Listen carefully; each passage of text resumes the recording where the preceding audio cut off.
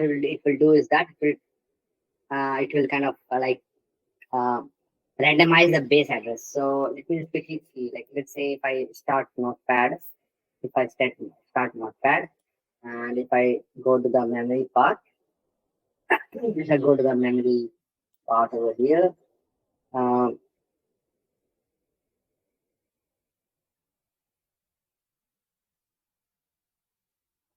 so we will try to kind of see that in a little bit more details, but basically this ASLR actually randomizes the host base address. And there's one more thing, guys, which is very, very helpful, is that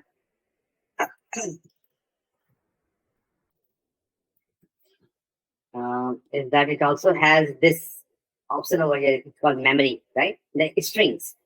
So what it will do is that if you click on this, it will click on this, and let's say I click OK. It will quickly show me all the different kind of strings from that host. Okay, from that host. So right now that is existing on that process. So for the notepad.exe, if you try to kind of extract what all the strings has been mapped, so it will quickly tell you like what all kind of different kind of strings are there in that host. So this will be kind of little bit useful, let's say when if we get time, for an example, and we try to kind of, let's say, understand any kind of malware. So this strings command will can try to execute and kind of see like, okay, how this string list will be useful. So for an example, let's say I wrote this string, right? Random string on the notepad file. And if you can see, when I ran that string module, it is actually showing my strings over here. The one that I have written, the one. So this is a string that is in the notepad, but it is right now loaded in the memory. Okay, so you can see that, okay, this is over here, that okay, this is the string that I have actually wrote in that notepad.exe, right? So let's say for an example, you are logging into the facebook.com and you are entering your password, the username and password. So that password and username will be in plain text in the RAM memory. And for example, let's say any attacker has executed this strings command over that browser exe file that is kind of running currently on the host. Okay, and if he or she does that, they can actually potentially see your username and password in plain text if they just run the strings command, and they can gather that details from there. So if you see, like, this is the thing that I wrote, and this is kind of currently in the RAM memory. So this is the data of the RAM memory currently for only for this process. Okay, so this will make much more sense when you are doing any kind of, like, let's say, malware analysis. Maybe we'll look at if time permits. Okay, and so I think that's all. I think that's a quick good demo about let's say how to kind of understand how to utilize this process hacker, and this will be really useful for you guys going forward. And so keep that in mind. And yeah, so let me just quickly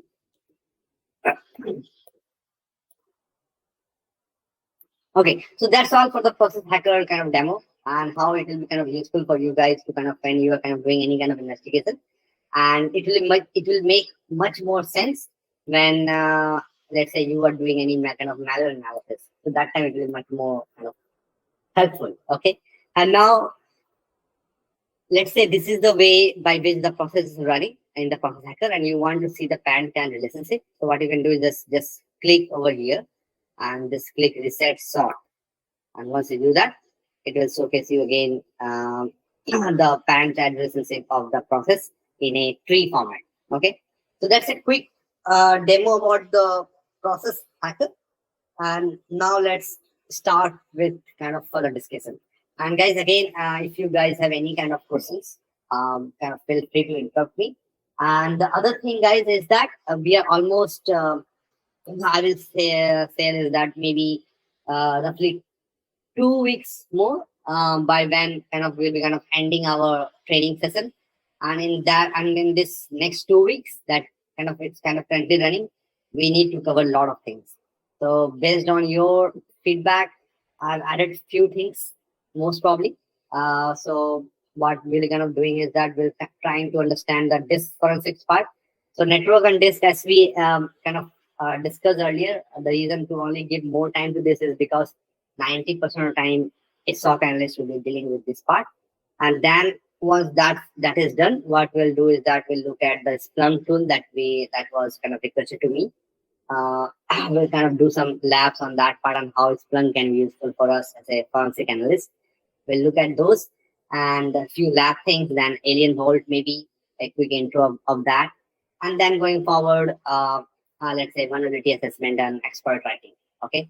And if time permits, a few things on the machine learning part, what things latest are there and how you can kind of utilize that.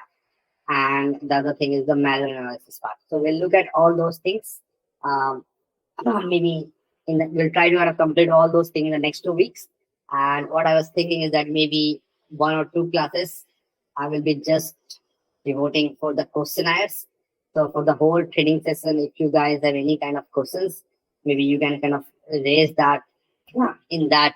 So what you guys can do is that maybe in the last, maybe say in the next week last classes, I will devote that for the questionnaires. So for the whole training session, if you guys have any kind of questions or you want to kind of have some, maybe say, let's say you are interested in one topic and you want a little bit more details, more in-depth knowledge, we can request that during that time, and maybe if possible I will kind of saying those things. Okay, so we have been kind of so that's all kind of what's the plan for next 2 weeks. So we'll try to complete a lot of things going forward, and most probably a lot of things should be lab oriented now, and a little bit theory oriented. Maybe the vulnerability assessment part will be a little bit theory oriented. We'll kind of I will kind of going through like, okay, what all terms are there in the vulnerability assessment things. Okay, so let me quickly go to my notes and quickly start with the forensics part. So I hope guys you were able to download the files that I showcased in this one. Okay, so I hope you guys are not facing any issues. So just download that and keep it only in your custody. Don't share with anyone else. And let's kind of start with the core forensics parts. Okay, so give me let's say 2-3 minutes. I'll quickly grab some water and then we'll kind of start with that discussion. Okay, just quickly, I'll just quickly come back.